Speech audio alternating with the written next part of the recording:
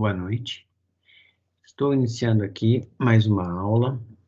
Dessa vez, hoje dia 20/5, uma aula assíncrona. E o assunto que a gente vai tratar é simplificações de expressões algébricas.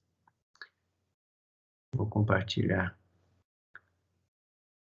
a minha tela.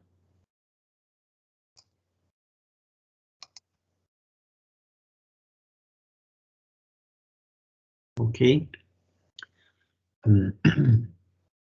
Vamos lá.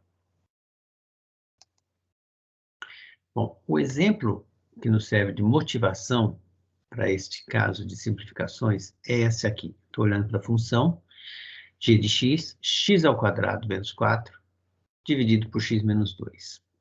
Primeira coisa a observar é que a função não está definida no ponto x0 igual a 2. Não é isso?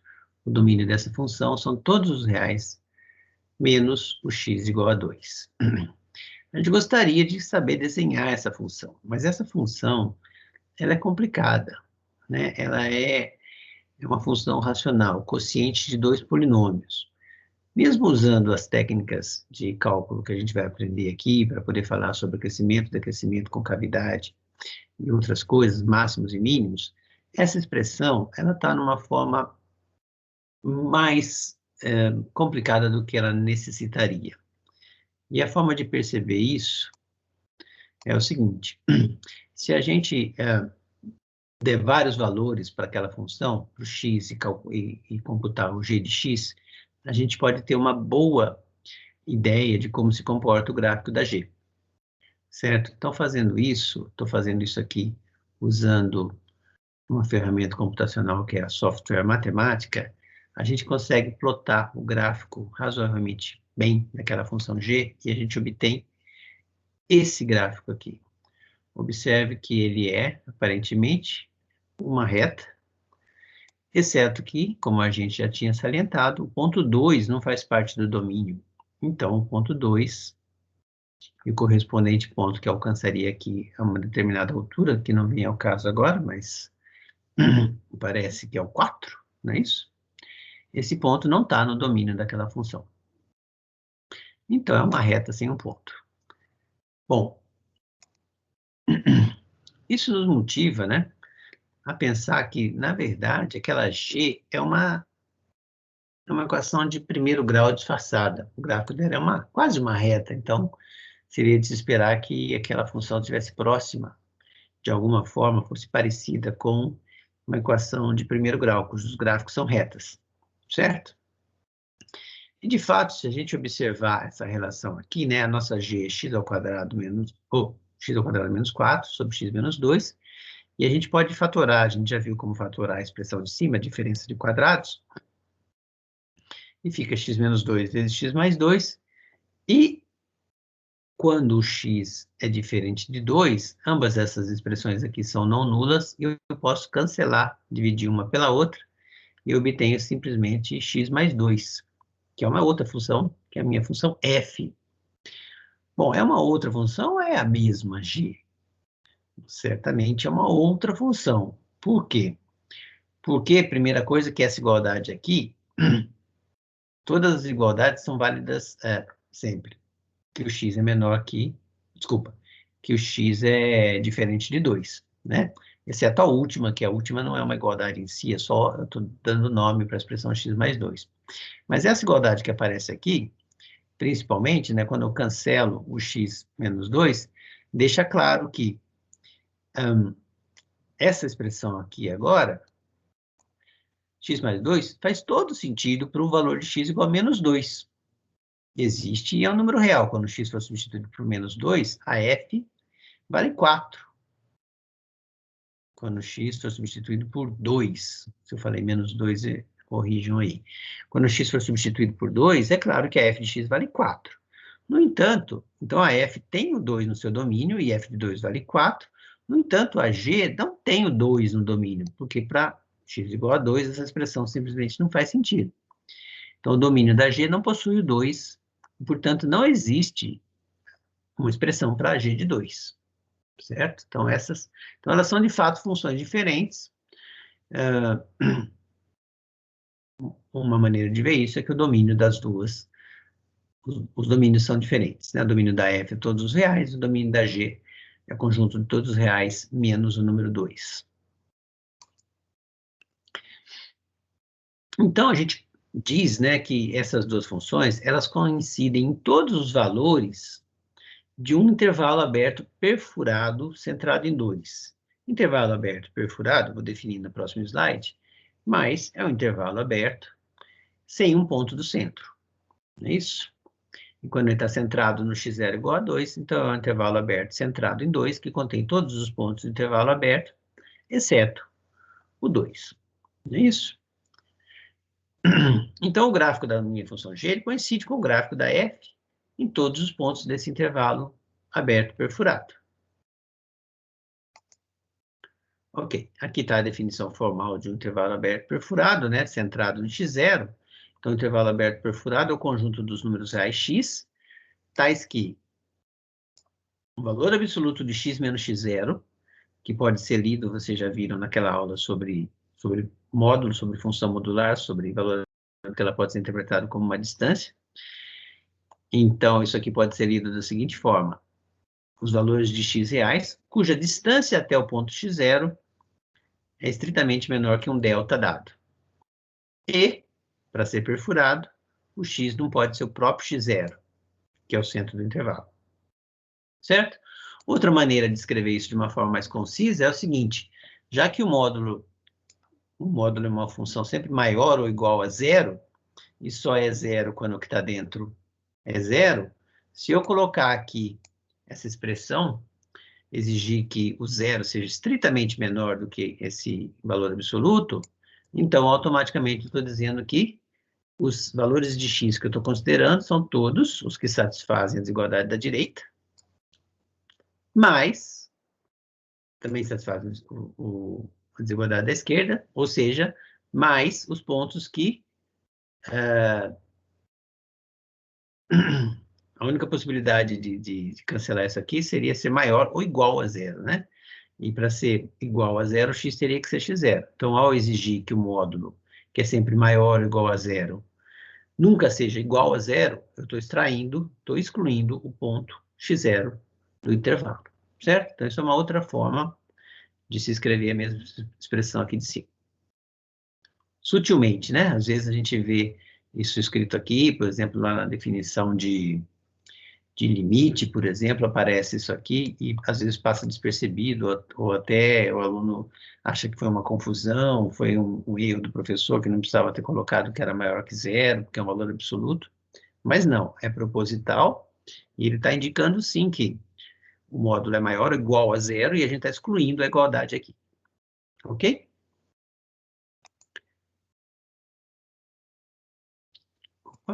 Ok, vamos lá? Aqui está o intervalo perfurado, centrado no 2, certo? E com raio delta 1,5. Vou dar um zoom aqui para vocês verem melhor. Certo? Então, é um intervalo que começa, bom, começa no 2 e tem intervalo desculpa, tem raio 1,5, então ele vai do 2 até 1,5 para cá, então até o...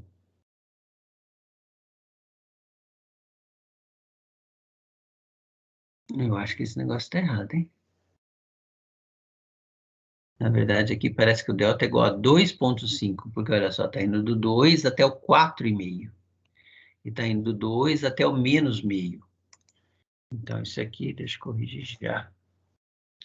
O delta 2,5. Então, estou indo do ponto 2, 2,5 para cá, 2,5 para lá, estou pegando o intervalo que tem intervalo aberto com esses extremos e extraindo o ponto central, que é o próprio 2. Ok? Então, esse é o exemplo de um intervalo perfurado centrado no x0. Ok. Resumindo o que a gente viu acima, então, a gente tem o seguinte: a função f de x, x mais 2, tem domínio de todos os números reais, e, portanto, existe o f de 2. A minha função g de x tem domínio todos os reais, exceto o 2, e, portanto, a expressão para g de 2 não faz o menor sentido. O 2 não está no domínio da minha função g. Ok? Se a gente analisar de novo aquela igualdade que nos levou de g até f, a gente vê o seguinte: essa passagem aqui é crucial. Opa! Essa passagem aqui, essa igualdade aqui, certo? Essa igualdade aqui, que passa desse termo para cá, ela é crucial para a gente simplificar a nossa G. E essa passagem aqui é justamente, né, o que está escrito aqui. Ou seja, a constatação de que x menos 2 se multiplicado por x mais 2, ou seja, o produto da soma pela diferença, dá a diferença dos quadrados, né? Produto notável que a gente já aprendeu, já viu lá atrás. Beleza. Observa também que, além de ser um produto notável, a gente podia enxergar essa relação como a divisão de um polinômio, que também a gente já viu na aula passada. Eu podia dividir x ao quadrado menos 4 por x menos 2 e obteria x mais 2. Usando o algoritmo da divisão de Euclides, que a gente viu na aula passada. Ok. Então, esses fatos nos motivam a estudar um pouco mais, de forma um pouco mais aprofundada, esse critério da divisão, o lema da divisão de Euclides, certo? Vamos repetir aqui o lema da divisão de Euclides, que é um teorema muito importante, que ele diz o seguinte: dados dois polinômios quaisquer, se um deles é não nulo, se o g é não nulo, então existe, de forma única, dois outros polinômios, Q e R, que satisfazem essa relação aqui. Ou seja, o F é exatamente o Q vezes o G, mais um outro polinômio que a gente chama de resto. E esse resto da divisão, né, faz o papel que o resto faz para a divisão de números naturais, né? Esse resto ou é zero ou ele é menor que o G. Aqui, no caso, menor diz respeito ao grau. O grau do polinômio R é menor que o grau do polinômio G. A gente viu vários exemplos disso na aula passada. Aqui eu vou explorar um outro lado desse teorema que nos diz respeito aqui de forma mais direta, tá? A nomenclatura é a seguinte: se o resto é zero, né, se o polinômio R é zero, a gente diz que o F é divisível pelo polinômio G, ou que o polinômio G divide o polinômio F, tá bom? Esse caso aqui, né, de divisão é o caso da maioria dos exemplos que a gente estudou quando a gente estudou produtos notáveis. Os produtos notáveis podem ser vistos, né, muito como a divisão de dois polinômios, se você simplesmente passar um dos polinômios que está na expressão fatorada, um dos fatores, dividindo pelo outro lado.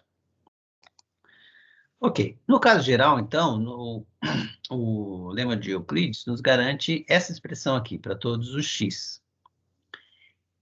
Todos os valores de x reais. Lembrando que a gente está aqui em polinômios nas variáveis reais. X representa sempre o número real. Ok. Então, agora a gente tem um teorema muito importante, que é o seguinte: se eu tiver uma raiz do polinômio f, ou seja, se um x0 for tal que f dele, f calculado nele é zero, então esse polinômio f ele é divisível pelo polinômio de grau 1, x menos x0. Esse x0 justamente a raiz do polinômio f. Tá? A demonstração é bem interessante, rápida e fácil de entender. Então, a gente já tem que o f pelo polinômio, pelo lema de Euclides, a gente garante que, considerando esse g aqui, né, que a gente quer mostrar que divide, então vou pegar o g como sendo x menos x0. Então, existem polinômios Q e R determinados de forma única, onde vale essa igualdade aqui. Ok? Usando a hipótese agora de que o x0 é uma raiz do f, ou seja, f de x0 é zero, então eu substituo o x0 nessa expressão aqui, vai obviamente zerar isso aqui, certo? E aqui vai ficar R de x0. Como f de x0 era zero, então a gente conclui que o valor do polinômio R no x0 também é zero. Mas olha só, pelo lema de Euclides, o R, esse polinômio do resto, ele é um polinômio de grau menor, estritamente menor que o grau do polinômio G, mas o polinômio G é um polinômio linear, o grau dele é 1. Então, esse resto, ou ele tem o grau menor que G, ou ele é um polinômio nulo, que é isso que assegura o lema de Euclides. Bom, de qualquer jeito, ou ele sendo um polinômio de grau... Então, se ele tem se ele é polinômio nulo, né? Ele é um polinômio constante. E se ele é polinômio de grau menor que 1, ele é polinômio de grau 0 e também são os polinômios constantes. Então, em qualquer dos dois casos, o R é um polinômio constante. Mas como a gente sabe que no ponto x0 ele vale 0, e ele é constante, então ele tem que valer 0 em todos os pontos. Quer dizer, o R é um polinômio constante, identicamente nulo, e, portanto, o F se escreve, sem esse pedaço aqui, ele se escreve como Q, que multiplica x menos x0. Que é o mesmo que dizer que o polinômio linear, polinômio de grau 1, x menos x0, divide o F, que era o resultado do nosso teorema, era o que a gente queria mostrar. Então, com isso, a gente consegue usar esse resultado para simplificar alguns quocientes. A gente já viu, por exemplo, né, na aula passada, quando a gente tratou de divisão de polinômios, esse exemplo aqui, o f é x ao cubo menos 8 e o g é x menos 2. Se a gente, naquela altura, a gente não sabia fazer uso desse teorema do jeito que a gente vai fazer agora, né? Com o resultado de agora, sem fazer as contas, a gente já podia concluir que, de fato, o g dividia o f. Por quê? Olha só. Olha para a expressão do f. Claramente, 2 é uma raiz desse polinômio, certo? 2 ao cubo é 8, 8 menos 8, 0. Se 2 é uma raiz desse polinômio, então o polinômio linear x menos 2 divide o f, ou seja, o resto é 0. De fato, foi isso que a gente obteve no resultado da aula passada. Então, o polinômio f se escreve como o produto do g por um polinômio q, e o r é 0. Outro exemplo é o x ao cubo mais 1, que tem raiz. Bom, uma das raízes, né, claramente é menos 1. Quando x é menos 1, isso aqui é 0. Então, se menos 1 é uma raiz, o polinômio linear x menos menos 1, que é o x mais 1, divide o f. Então, é outro exemplo da aula passada, que a gente nem precisaria fazer conta para saber que o resto dava 0. Tá? Talvez precisasse fazer conta para saber quem era o q. Ou, aqui também a gente já tem uma identidade, né, que a gente poderia saber já de cabeça, porque o f também é a soma de dois cubos. Então, tem uma relação para a soma de dois cubos como emancipatória. De qualquer jeito, a gente sabe o processo que faz a divisão para achar até o g. Mas o que eu estou querendo chamar a atenção aqui é que, sem fazer conta, já podia saber, ter certeza que o r seria 0. Tá? O r é 0 e o polinômio f se escreve como produto do meu g, x mais 1, pelo q. Ok? Um terceiro exemplo agora seria esse aqui. Eu quero simplificar uma expressão desse tipo. Um polinômio cúbico em cima e um polinômio quadrático embaixo, certo? E a gente já viu na aula passada, exatamente esse exemplo, e a gente viu que o g não divide o f. Né? Na verdade, na aula passada, a gente mostrou que o f, certo?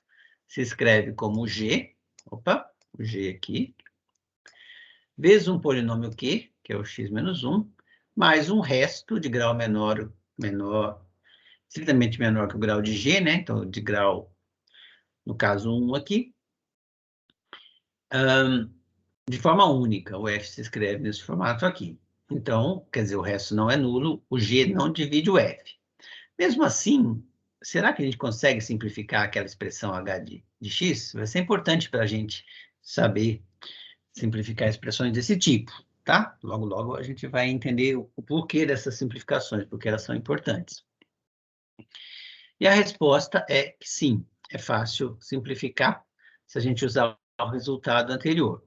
Então, a ideia é a seguinte, olha só, o g é um polinômio de grau 2, e a gente sabe facilmente calcular as raízes do g. As raízes do g são 2 e 3, então o g se fatora nesse formato aqui. É fácil de ver isso, se você multiplicar para lá de cá, você chega lá, ou usando o resultado também que diz que, usando duas vezes o próprio lema de Euclides, né, que se 2 é raiz, então O G é divisível por x menos 2, e o 3 também sendo raiz, ele também é divisível por x menos 3, ele só tem duas raízes no polinômio de grau 2, então ele só pode ser divisível pelos dois termos aqui, então a única forma disso ser possível é que o G é justamente o produto desses fatores lineares. Desculpa, falei meio rápido, mas qualquer coisa, voltem aí numa velocidade mais lenta para poder acompanhar, tá bom? Mas é que eu quero ir direto ao ponto, isso aqui é um resultado de polinômio de grau 2. Ok. Agora, se a gente olhar para o F é um polinômio de grau 3, né? O polinômio de grau 3 não é muito fácil de encontrar as raízes. Aliás, é uma tarefa complicada, em caso geral, achar polinômio de grau 3. Mas a gente pode ver se, por acaso, uma das raízes do G também não é raiz do F. E como a gente faz isso? Bom, a gente pega as raízes do G, que são 3 e 2, e substitui no F. Substitui 3 na expressão para o F, achei menos 9. Então, 3 não é raiz. Eu substituí 2 na expressão para o F e achei 0. Então, o 2 é uma raiz do polinômio F. Se ele é uma raiz do polinômio F, então o resultado que a gente viu anteriormente diz que o F é divisível por x menos 2. O F, certo? É divisível por um polinômio agora, que eu estou chamando de G1, que é o x menos 2. O G já era divisível por x menos 2, né? Olha a expressão para o G aqui. Certo? Então, nós conseguimos o resultado, que é o seguinte, tanto F quanto G são divisíveis por x menos 2. E aí, deixo como exercício para vocês calcular quem é o outro fator do F que aparece quando eu divido F por x menos 2. E o fator que aparece é esse aqui. Exercício. Tá? Então, o F se escreve nesse formato, o G se escreve naquele formato ali, x menos 2, x menos 3, e a nossa H agora, que tem esse formato aqui, eu posso simplesmente substituir o numerador dela, que é o F, por essa expressão que eu acabei de achar. O G, que está aqui embaixo, eu também substituo pela expressão fatorada correspondente a ele, que é essa expressão que está aqui embaixo, e eu vejo que aqui aparece x menos 2, e aqui aparece x menos 2. Então, eu posso simplificar essa expressão cortando isso aqui, desde que o x não seja 2, e o x não pode ser 2 mesmo, porque senão nada faria sentido do lado de cá. Então, eu posso simplificar e chego a essa expressão aqui, um pouco mais simples do que a expressão original. Essa expressão eu estou chamando de H1, certo? Então, agora, da mesma forma que a gente fez para o exemplo motivador lá de trás, vamos fazer algumas observações sobre esse H e esse H1 aqui, tá? Bom, olha só. Primeiro, sobre o domínio, né? Essas observações são todas enumeradas aqui, tá? Mas eu vou falar um pouco delas aqui e depois a gente passa por elas para ver se eu não esqueci nenhuma, porque aqui vai ficar mais fácil de visualizar.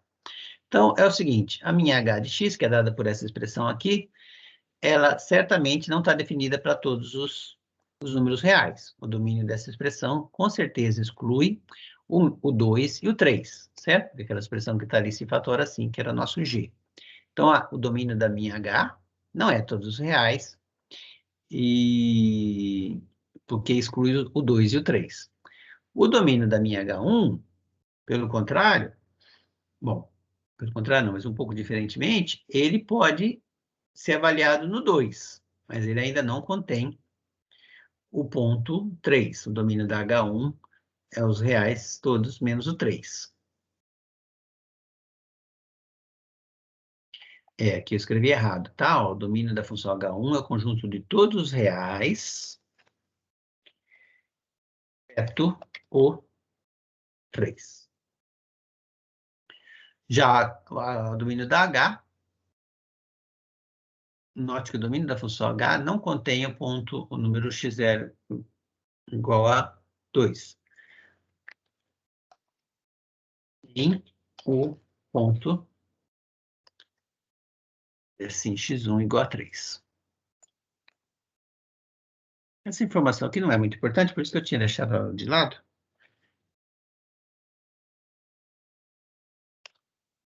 Igual a 3. Ok? O importante é agora o seguinte, H de x e H1 de x coincidem em qualquer intervalo perfurado contendo o x0 igual a 2. Isso é verdade, certo? Mesmo se esse intervalo englobar o 3, os valores coincidem. Os valores para H e para H1 coincidem nesse intervalo. Só que não vão estar definidos, né? Não vão estar definidos para o ponto x1 igual a 3. Então, eu vou mudar um pouquinho aqui. E vou fazer o seguinte, que o que me importa é, na verdade, analisar o comportamento dessas duas funções próximo ao x0 igual a 2. O ponto 3 ali é um outro ponto que causa problema no domínio das duas funções, né? Ele não está no domínio nenhuma das duas, mas não é de meu interesse agora. Eu queria focar no que acontece próximo ao x0 igual a 2. Então, eu vou fazer o seguinte aqui, ó. H de x e H1 de x coincidem em vez de qualquer intervalo, eu vou trocar isso aqui por algum intervalo perfurado contendo o x0 igual a 2. E é fácil entender por quê. Basta eu pegar um intervalo perfurado centrado no x0 igual a 2, cujo raio seja menor do que 1. Então, esse intervalo perfurado não vai chegar até o 3, né, que seria um outro ponto problema aí que não está no domínio de nenhuma das duas funções. E a afirmação que eu estou falando é verdadeira. E é o que vai ser relevante para a gente daqui a pouco, porque a gente quer saber, quando a gente faz esse tipo de simplificação, a gente quer saber o que acontece. A gente está preocupado com o que acontece próximo ao ponto, o ponto problema, né? O que mais? Então, agora a gente vai fazer o seguinte, deixa eu ver se tem mais alguma coisa, algum descuido meu em relação ao ponto 3 ali, mas acho que não. Vamos ver. Dizemos que a expressão para h de x, que ela admite uma indeterminação no ponto x0 igual a 2. Uma indeterminação do tipo 0 sobre 0. A gente fala isso porque quando x é igual a 2, a gente tem que tanto o numerador quanto o denominador da expressão que aparece no h de x se anulam.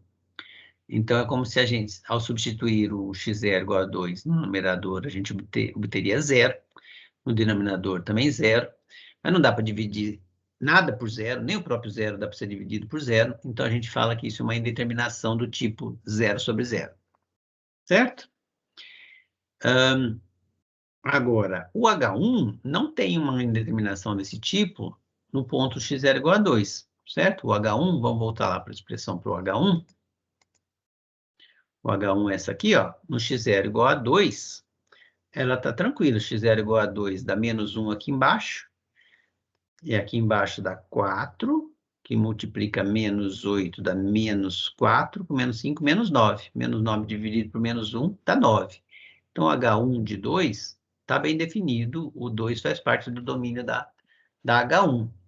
Ao contrário aqui, né, se a gente vier na expressão para H, o 2 era tanto o numerador quanto o denominador dessa expressão.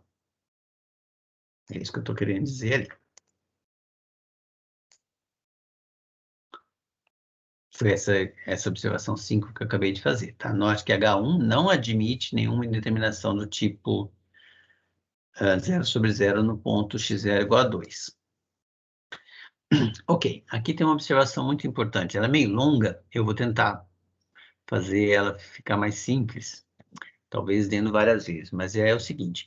Vamos supor que eu tenho uma função que tem uma indeterminação num ponto, por exemplo, x0 igual a 2, né? Uma indeterminação desse tipo, 0 sobre 0. E daí que a gente consiga encontrar uma outra função, tipo a H1 que a gente achou aqui, que coincida com a nossa H original, em algum, tá vendo aqui, ó, em algum intervalo perfurado, centrado exatamente no ponto x0, que era o ponto do problema, certo? Não precisa ser em todo o intervalo perfurado, porque se o intervalo for grande demais, ele pode abraçar outros pontos problema.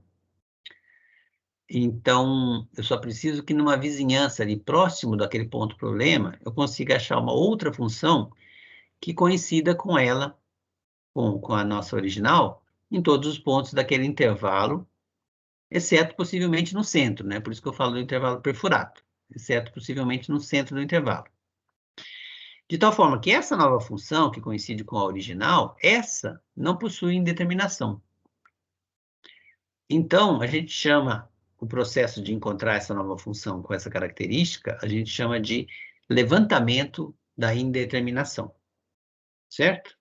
Então, o que a gente fez na equação 1 é um exemplo disso que a gente acabou de descrever, o levantamento da indeterminação do ponto x0 igual a 2 da função h. Vamos voltar lá, só para deixar claro a equação. Opa. Engraçado. A equação a que eu me refiro é essa daqui, certo? Que eu chamei de equação 1, mas está faltando a numeração dela aqui, mas essa daqui. Então, o que a gente fez aqui, ó, eu tenho a h de x, certo? Aí eu escrevo h de x de uma forma fatorada e cancelo aqui o x menos 2, que é o ponto que zerava tanto o numerador quanto o denominador da h de x, e chego numa outra função. Essa outra função aqui, essa interrogação aqui, está aqui para deixar justamente o questionamento. Quando que isso aqui é verdade? Quando que essa igualdade é verdade? Bom, ela é verdadeira para todo valor de x, exceto no x igual a 2. Por que ela não é verdade no x igual a 2? Bom, porque no x igual a 2, o lado esquerdo aqui nem sentido faz.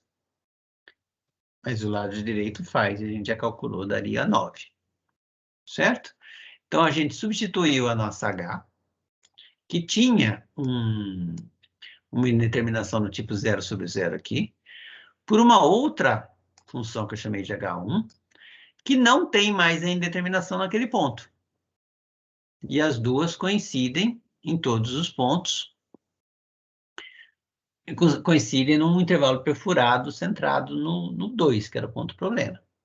Então, o que a gente fez aqui, o processo de achar essa H1, é o que a gente chama de levantamento da indeterminação.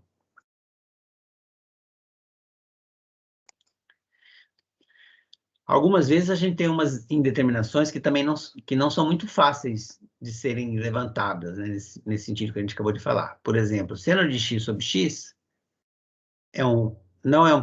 Aqui, primeira observação, né? Não estamos dividindo polinômios. Seno de x não é um polinômio. X é um polinômio, mas seno de x não é. Então, a gente está fazendo uma divisão aqui. Só que observe que seno de zero, desculpa, é zero. E x igual a zero não está definido. Então, aqui, a gente também tem uma indeterminação do tipo 0 sobre 0. Se eu substituísse x por zero no numerador, isso zeraria o numerador. Se eu substituir x por zero no denominador, isso zeraria o denominador. Eu sou, então, será que eu sou capaz, será que a gente sempre é capaz de fazer o processo de se livrar da indeterminação, né? Levantar a indeterminação usando aquele truque de procurar uma outra função que coincida com essa em todos os pontos, exceto no ponto x igual a zero? Então, a gente vai ver que isso não é tão fácil nesse caso aqui, certo? E a gente vai procurar um outro processo para tentar dizer como essa função se comporta quando o x se aproxima do zero. Aliás, era um bom exercício vocês pegarem uma calculadora, né? E pegarem 5 ou 6 valores próximos do zero por valores menor que zero, e 5 ou 6 valores próximos do zero por valores maiores que zero, e calcular esse quociente aqui para vocês verem de onde que esse número, se essa razão aqui se aproxima de algum número real, que número seria esse, tá? Então, pega lá o 0.1, 0.001, 0.0001, 0.0001, e calcula esse quociente. Na calculadora, claro, ou no computador. Ou daí pega também os pontos que se aproximam do zero por valores menores do que zero. Então, menos 0.01, menos 0.001, menos 0.001. E assim vai, calcule o valor que você obtém para essa expressão aqui, para esses vários números, para você ter uma ideia de onde se aproxima esse quociente. A gente vai voltar isso aqui mais para frente, tá bom? Finalmente, então, vou deixar uns exercícios para vocês, que é justamente ver, né, repetir o que a gente fez aqui. Então, usando a nomenclatura que a gente acabou de introduzir, eu quero que vocês peguem essas expressões aqui, certo? Identifiquem os pontos de indeterminação do tipo 0 sobre 0 e realize o processo de levantamento dessa indeterminação. que nada mais é do que simplificar a expressão, certo? Cancelando os possíveis fatores comuns. Observação: a maioria das expressões que estão aqui devem ser vistas como funções da variável x, exceto se nas expressões aparecerem a variável h. Se aparecer o h, então é para vocês fazerem o tratamento olhando para SH como ponto de indeterminação, tá? Por exemplo, aqui, né? Quando h é igual a zero, essa divisão de polinômios aqui, vista como polinômio na variável h, certo? Ela anula em cima e embaixo. Então, uma indeterminação do tipo 0 sobre 0. Ok? Então, tem aqui bastante, tem 16 exercícios importantíssimos para serem feitos e bem entendidos, porque a gente vai voltar a esse assunto mais para frente. Ok? Então, era isso que eu tinha para falar. Agradeço a atenção de todos e boa noite.